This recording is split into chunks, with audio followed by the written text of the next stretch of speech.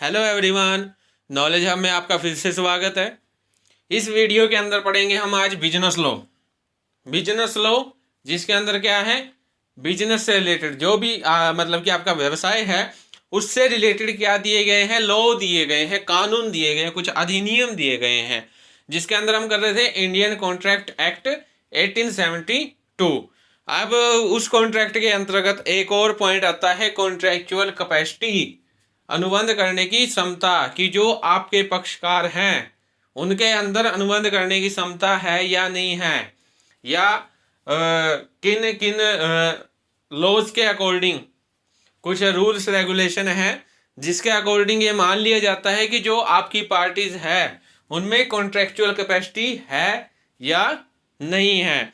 पहले इसकी कुछ मीनिंग पढ़ेंगे। अकॉर्डिंग टू सेक्शन 11, सेक्शन 11 क्या कहता है कि every person competent to contract who is if the age the majority according to law to which he is subject and who is of sound mind and is not disqualified from contracting by any law to which he is subject। कि ये क्या कहता है कि प्रत्येक ऐसा व्यक्ति, every person, जो लॉ के द्वारा क्या है, मेच्योर है, ठीक है, जो राजनियम के द्वारा क्या है, वयस्क आयु का है, उसके अलावा वो क्या है, साउंड माइंड मीन्स स्वस्थ माइंड, स्वस्थ मस्तिष्क, उसका दिमाग बिल्कुल ठीक है, वो पागल नहीं है, ठीक है। और उसके बाद एक थर्ड पॉइंट है not disqualified from contracting by any law.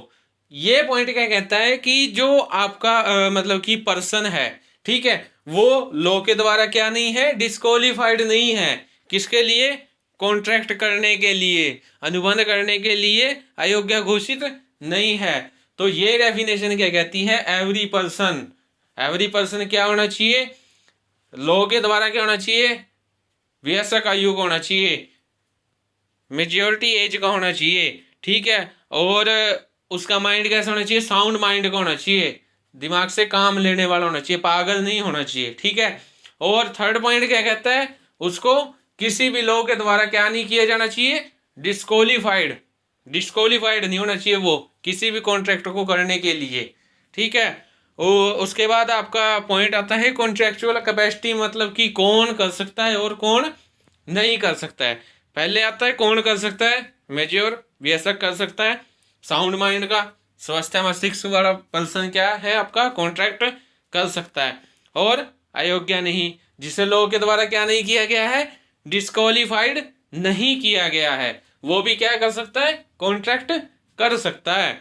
उसके बाद कौन कौन नहीं कर सकता है, जिसका अंदर फर्स्ट पॉइंट आता है अवयस्क। अवयस्क कौन होता है, जिसकी जो मतलब कि एज होती है वो 18 साल से कम होती है, ठीक है। उसके बाद सेकंड पॉइंट आता है अनसाउंड माइंड। अनसाउंड माइंड जैसे कि अस्वस्थ मस्तिष्क, जो मतलब कि पागल हो, दिमाग से काम ना लेता हो, उसका दिमाग काम करना बंद कर गया हो, वो आपका क्या होता है, अनसाउंड माइंड, वो क्या नहीं कर सकता, कॉन्ट्रैक्ट नहीं कर सकता। उसके बाद आता है डिस्क्वालिफाइड बाय लॉ, कानून द्वारा अयोग्य, जिसे किसी भी लॉ के द्वारा, कोई भी लॉ, एनी लॉ के द्वारा क्या किया गया है, डिस्क्वालिफाइड किया गया है, किसके लिए, अनुबंध न करने के लिए। तो वो आपका कॉन्ट्रैक्ट नहीं कर सकता, जिसे लॉ के द्वारा डिस्क्वालिफाइड किया गया है वो आपका कॉन्ट्रैक्ट नहीं कर सकता।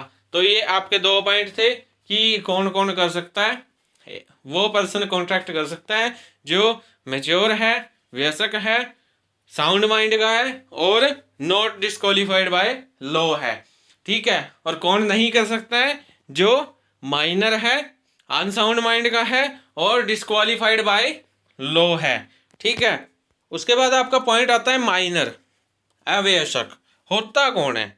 According to Indian Major Act 1875 section 3, जो आपका भारतीय वयस्कता अधिनियम 1875 कहता है, उसकी सेक्शन 3 के अकॉर्डिंग कहा गया है, a minor is a person who has not completed 18 years of age, कि वो व्यक्ति क्या है, अवयस्क है, जिसने अपनी आयु जिसने अपनी आयु 18 साल पूरी नहीं की है।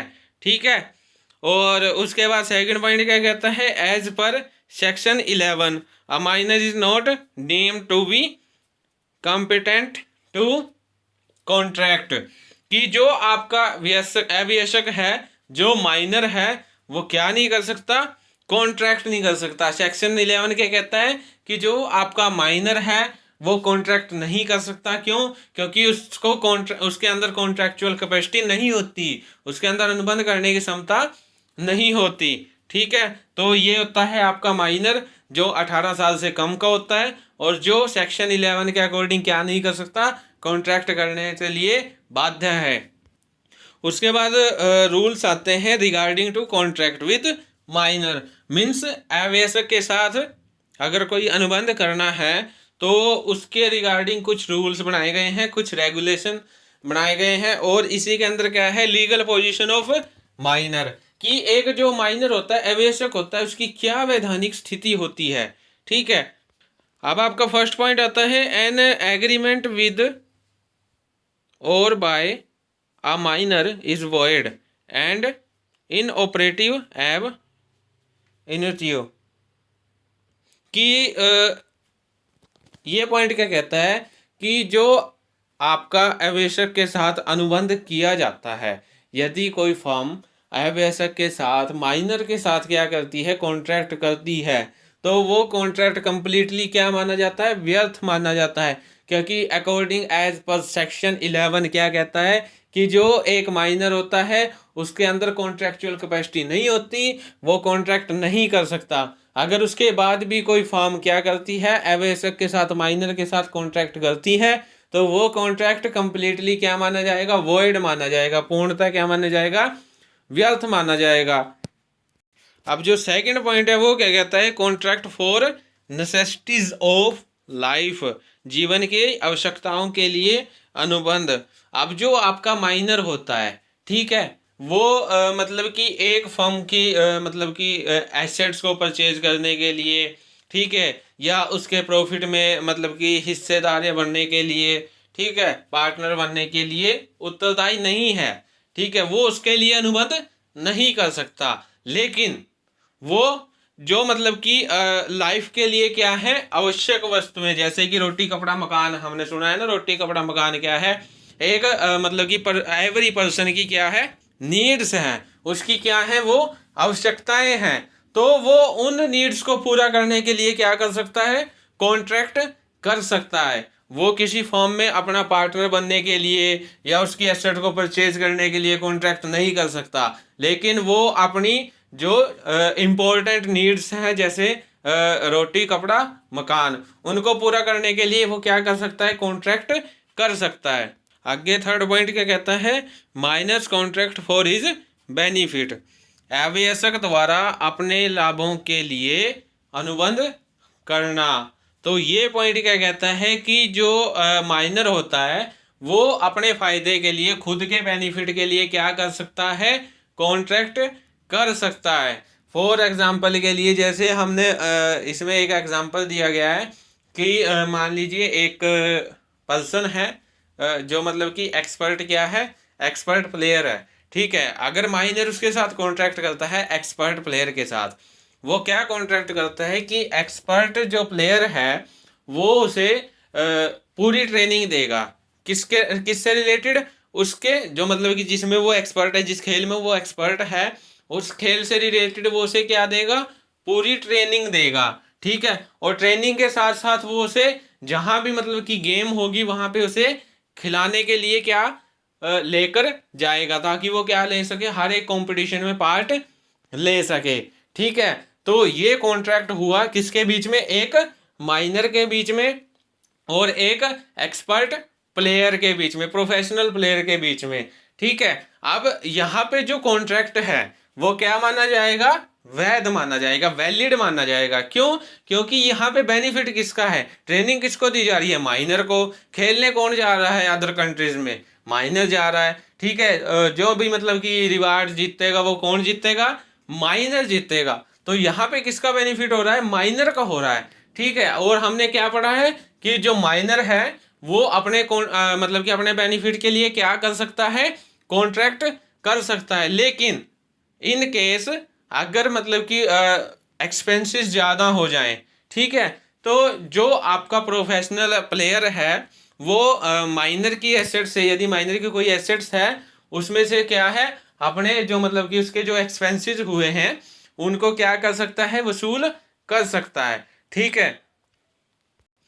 अब फोर्थ पॉइंट क्या कहता है, contract by parents and guardians of minor, अवयस्क के माता पिता या उसका कोई गार्डियन है उसके द्वारा किया गया अनुबंध। तो ये पॉइंट क्या कहता है कि अगर माइनर कोई कॉन्ट्रैक्ट करता है, ठीक है, उसके लिए उसके पेरेंट्स यानी कि उसके माता पिता क्या नहीं होंगे, उत्तरदायी नहीं होंगे। फिर चाहे जो आपका कॉन्ट्रैक्ट है वो उसकी जो नीड्स हैं उसको ही पूरा क्यों ना करता हो, उसी को उसकी नीड्स को क्या ना करता हो, फुलफिल क्यों ना करता हो, लेकिन उसके लिए उसके जो मतलब कि पेरेंट्स हैं वो उत्तरदायी नहीं होंगे, वो लायबल नहीं होंगे। ठीक है। वो कब लायबल होंगे, जब वो मतलब कि आवश्यक के एक एजेंट के रूप में काम कर रहे हो, ठीक है, या फिर जो कॉन्ट्रैक्ट है उससे क्या है, एक माइनर को क्या हो रहा हो, बेनिफिट्स हो रहा है, तब वो उस कॉन्ट्रैक्ट के लिए क्या होंगे, लायबल होंगे।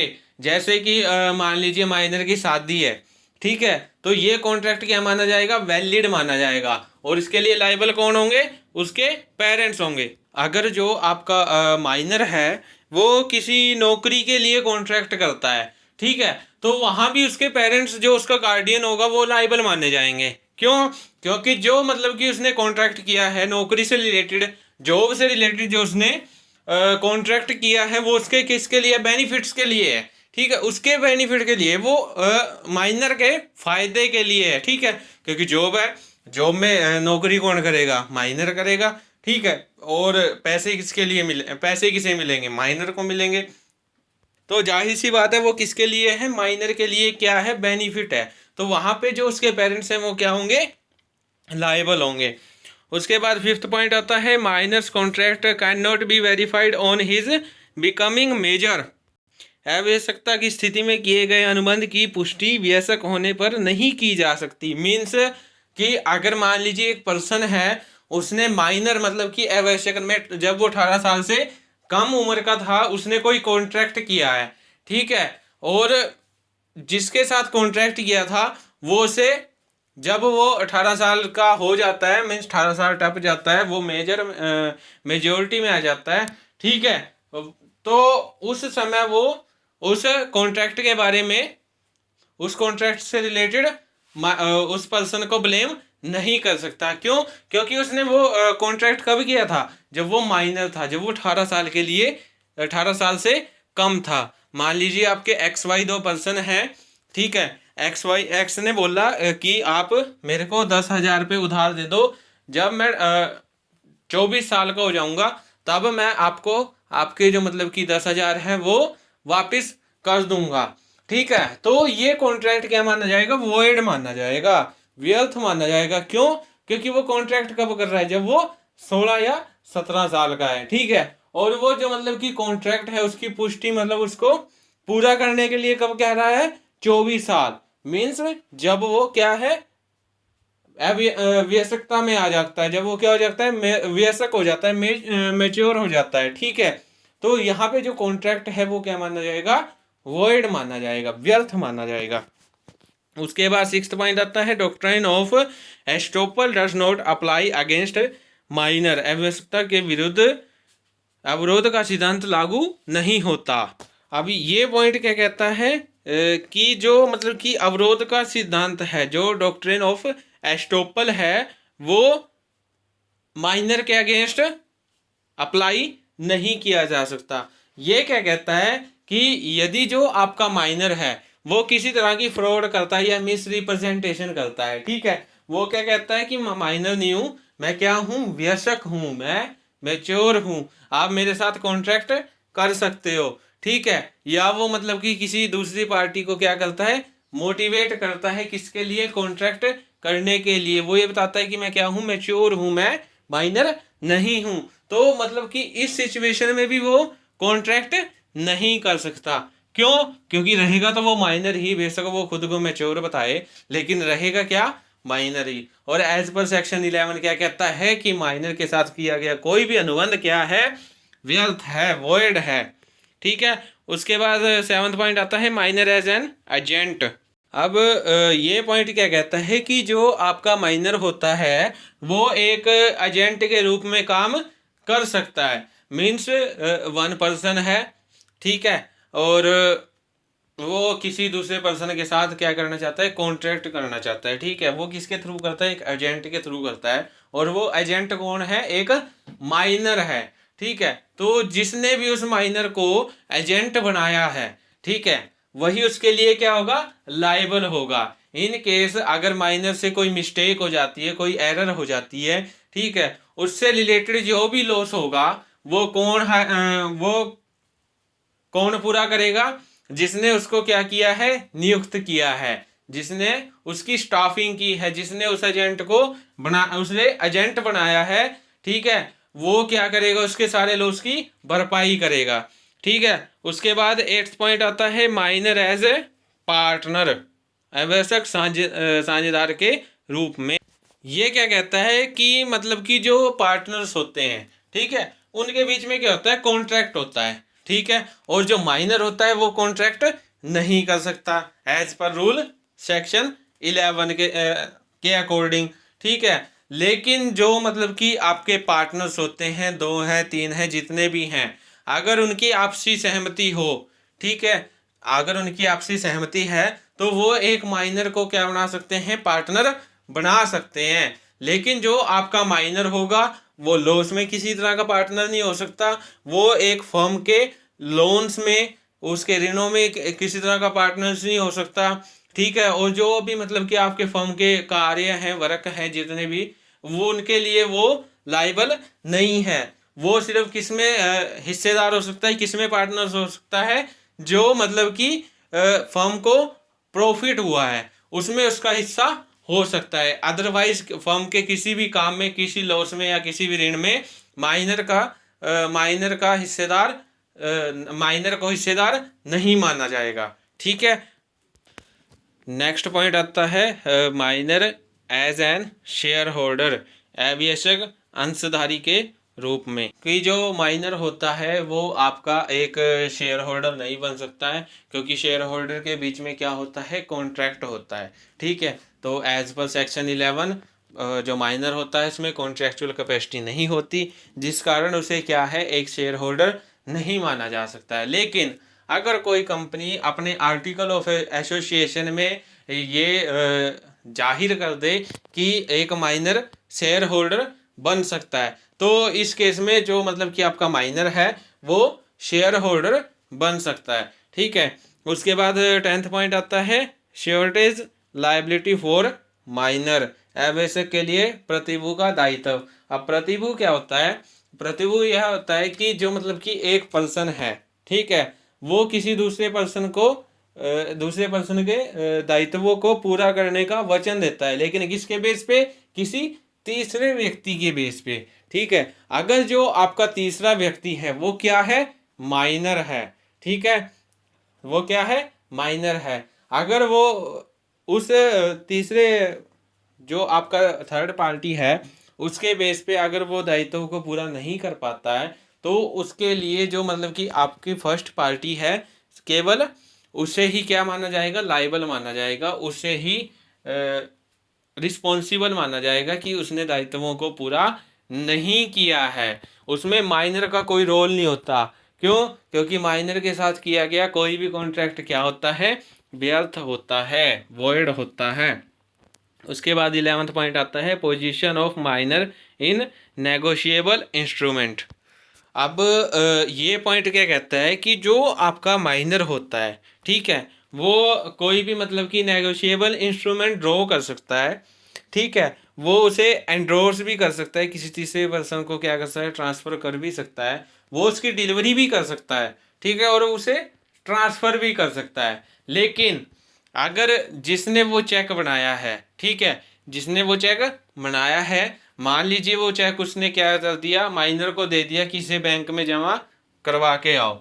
अगर माइनर उसे बैंक में जमा करवाने जाता है और वो चेक क्या हो जाता है, डिसऑनर हो जाता है, तो उसके लिए जो मतलब कि उत्तरदायी होगा वो कौन होगा, जिसने चेक लिखा है। उसके लिए माइनर आपका उत्तरदायी नहीं माना जाएगा।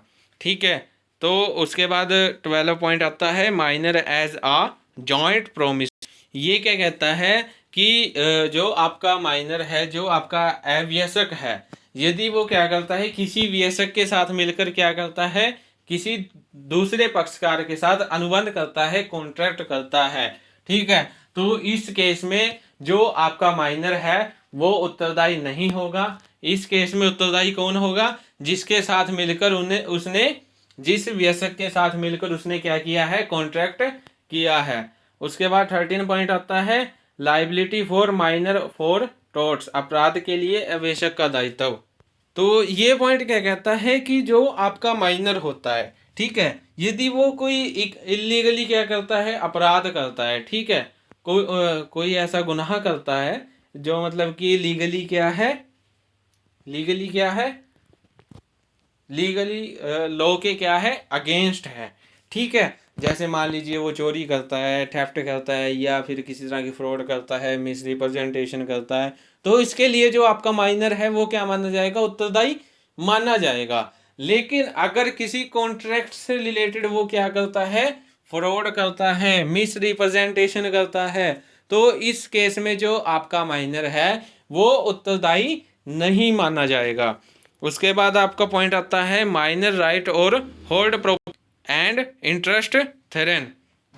अब ये पॉइंट क्या कहता है कि मान लीजिए यदि माइनर की कोई प्रॉपर्टी है, उसको अगर किसी कॉन्ट्रैक्टर के द्वारा कॉन्ट्रैक्ट को पूरा ना किए जाने पर क्या कर दिया है, होल्ड करके रख लिया गया है। ठीक है, तो इस दशा में जो मतलब कि माइनर की प्रॉपर्टी है वो माइनर वापस ले सकता है। क्यों? क्योंकि एक माइनर की जो प्रॉपर्टी है उसको होल्ड करके नहीं रखा जा सकता। और मान लीजिए अगर कॉन्ट्रैक्ट से रिलेटेड माइनर की प्रॉपर्टी को होल्ड करके रखा है तो वो क्या माना जाएगा, वॉइड माना जाएगा। क्यों? क्योंकि माइनर के साथ किया गया कोई भी कॉन्ट्रैक्ट क्या है, वॉइड है, और उससे रिलेटेड जो भी मतलब कि उसको लॉस हुआ है वो भी इसके लिए क्या है, वॉइड है। तो इस केस में जो मतलब कि आपका कॉन्ट्रैक्टर है, जो माइनर के साथ कॉन्ट्रैक्ट करता है, वो माइनर की एसेट को या उसकी किसी भी प्रॉपर्टी को होल्ड करके अपने पास नहीं रख सकता है। उसके बाद आता है minor can be a promisee and a beneficiary. तो ये पॉइंट क्या कहता है कि जो मतलब कि आपका जो माइनर है वो बेनिफिशियरी भी हो सकता है और प्रोमिसी भी हो सकता है। कैसे? मान लीजिए अगर उसने कोई भी एसेट परचेज की है, कोई भी एसेट ऐसी जिससे कि उसे क्या हो, बेनिफिट हो, तो वो उस बेनिफिट को, उस प्रॉफिट को प्राप्त करने का क्या है, अधिकारी है। उसके लिए वो क्या है, उत्तरदायी है अपने लाभ को प्राप्त करने के लिए। मान लीजिए अगर उसके लिए कोई मतलब कि अदर पार्टी क्या है, प्रोमिसरी नोट भी लिखती है, ठीक है, कोई प्रतिज्ञा पत्र उसके लिए लिखती है, ठीक है, तो जो आपका माइनर है उसे भी प्रवर्तित करवाने के लिए क्या है, लायबल है। उसके बाद 16 पॉइंट आता है minor can not be adjudged insolvent. कि ये पॉइंट आपका क्या कहता है कि मान लीजिए यदि कोई माइनर है उसको इंसॉल्वेंट नहीं किया जा सकता, उसे किसी भी प्रकार से दिवालिया घोषित नहीं किया जा सकता। तो ये कुछ आपके हमने रूल्स पढ़े हैं जो माइनर के साथ अनुबंध करने के रिगार्डिंग थे, और उसकी कुछ लीगल पोजीशंस थी कि माइनर की क्या क्या लीगल पोजीशन हो सकती हैं एक फर्म से अंदर, एक फर्म के अंदर और एक फर्म के बाहर उसकी क्या क्या लीगल पोजीशंस हो सकती हैं। तो आज की वीडियो में इतना ही। Thank you. Please like share and subscribe my channel.